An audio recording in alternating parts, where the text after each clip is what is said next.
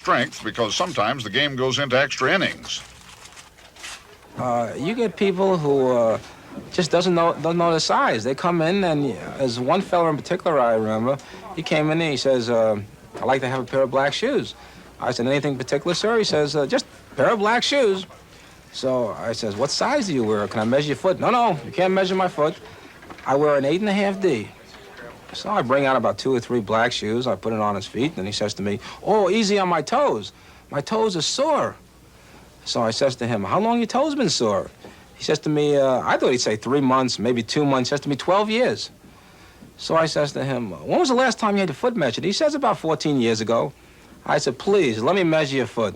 So he starts yelling at me. He says, "Listen, Sonny, nobody's going to measure my feet. I'm wearing 8.5 D.